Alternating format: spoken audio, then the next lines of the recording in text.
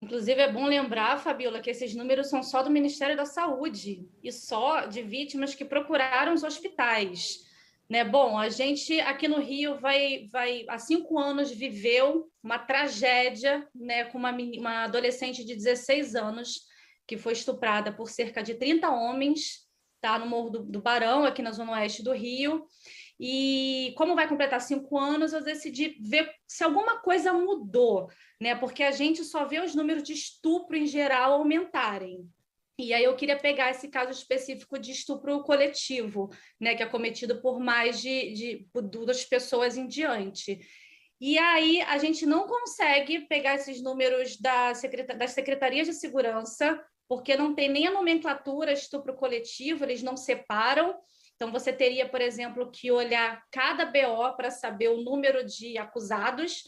Então, eu fui no Ministério da Saúde, porque desde 2011, quando uma mulher vítima de violência dá entrada a um hospital, os médicos, a equipe, eles precisam notificar ao Ministério da Saúde aquela violência. Então, a partir daí, dá para você coletar esse tipo de dado. Então, eu pedi para o Ministério da Saúde via lei de acesso, esses números chegaram depois de 20 dias do pedido e, como vocês puderam ver, assim, só em 2019 foram 5.372 casos, e de 2011 para cá foram quase 30 mil casos. Eu Né? tô com a Então, a reportagem gente... aqui, até, Luísa, para a gente acompanhar. Dá o close aqui para a gente ver que são justamente esses dados que ela está falando, né? Olha só, de 2011 a 2019, gente, quase 30 mil casos de estupros com 2 ou mais envolvidos em casos de violência. E aqui tem os dados também separados por ano, só para a gente ver aqui o crescimento. Olha isso, a distribuição dos casos de 2 ou mais envolvidos. Olha o aumento disso de 2011 para 2019. E aqui também tem, né, Luísa, sobre a distribuição, vocês pediram também por estados, né? Fala aqui para gente sobre os estados que isso mais acontece. Sim, a gente pediu por estado, mas é bom lembrar que, como São Paulo, por exemplo, é a maior, né, é o estado mais populoso, então ele sempre fica aí na lista dos que mais somam esses casos. Então a gente vê São Paulo, a gente vê Rio de Janeiro, a gente vê Pernambuco, Minas Gerais e Paraná somando aí o maior número de casos. E conversando, inclusive, com agentes de segurança, eles mesmos explicam que os números podem ser maiores mesmo, não só porque mulheres não procuram delegacia, mas também porque os homens eles se sentem mais, vamos dizer assim, poderosos quando cometem um crime em conjunto. Uhum, Então é. esses agentes de segurança me explicaram que realmente é um número assustador de estupro coletivo. Ó, tem até uma declaração aqui que me chamou a atenção. Vamos colocar no telão aqui para as pessoas. O delegado perguntou se uma garota, né, para uma garota, e ela falou: olha, eu decidi contar porque eu vi que era importante as pessoas que fizeram isso comigo. Não queria deixar eles saírem como se nada tivesse acontecido. E também para ajudar outras meninas. Fiquei imaginando todas as que passaram por isso e as que morreram também, inclusive sem poder contar para ninguém. Por eu ter contado, acharam os meninos, então eu fiquei aliviada. Esse aqui é o depoimento de uma das vítimas. É desse caso dessa garota de 16 anos que foi estuprada por 33 homens, é isso, Luísa?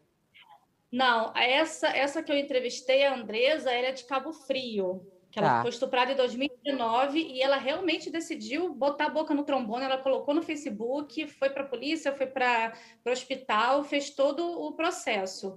A menina de 16 anos, ela nem ia fazer a denúncia, porque aí você pega uma adolescente de 16 anos de um morro encontrada com traficantes. Então, não é só a violência do estupro, tem toda uma violência de que ela é julgada, de que ela que pediu aquilo, Uhum. né? Então ela nem ia, e aí ela acabou encontrando uma advogada que ajudou ela a fazer a denúncia, e aí teve esse caso horroroso do delegado que pegou o caso, que perguntou se ela gostava de fazer o sexo grupal, foi afastado imediatamente do cargo, E como ela também foi acusada de estar mentindo, foi super julgada, ela entrou num programa de proteção também. E hoje em dia ela mudou de nome, ela mudou de estado. Eu procurei muito por ela, cheguei na avó dela, mas assim, não houve, não consegui contato com ela mesmo. Ô, Luísa, o Universa faz um papel que eu acho fundamental de esclarecimento, de apoio, de escuta às mulheres, né? Muitos desses casos, quando a gente vê sobre violência contra a mulher, as mulheres com medo de contar, com muita vergonha do que passaram.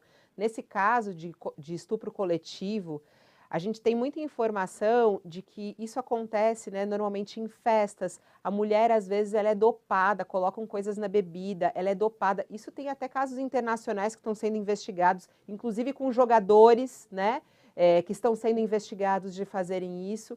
Então, assim, é muito importante que a mulher tenha consciência de que ela deve falar, que ela pode falar e que ela vai ser protegida ao falar, né, Luísa?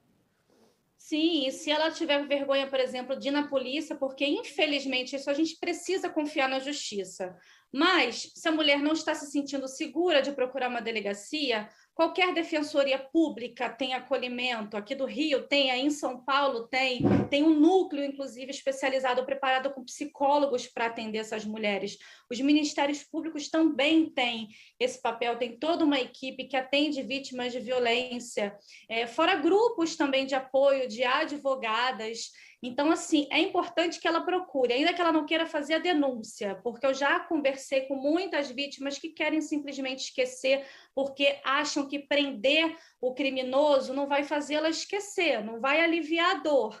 Mas, assim, conversa, procura alguém, cara. A gente precisa realmente conversar, não faz bem nem psicologicamente a gente guardar essa violência. E eu acho que é fundamental também, aí está o trabalho importante do jornalismo profissional e importante também da Lei de Acesso à Informação, porque foi graças à Lei de Acesso à Informação que se conseguiu esses dados.